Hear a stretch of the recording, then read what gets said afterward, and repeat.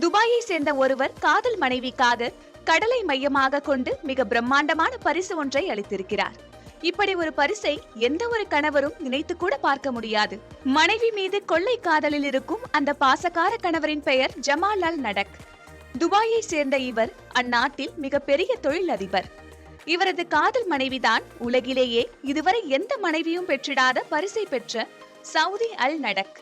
கணவர் பரிசுகளை அள்ளி தருவதும் அது பற்றி மனைவி இன்ஸ்டாகிராமில் போஸ்ட் போடுவதும் இந்த கோடீஸ்வர தம்பதியின் வழக்கம். இங்கிலாந்தில் பிறந்து வளர்ந்த சவுதி அல் நடக்கிற்கு பிகினி எனப்படும் நீச்சல் உடை அணிந்து கொண்டு நீந்தி மகிழ வேண்டும் என்ற ஆசை.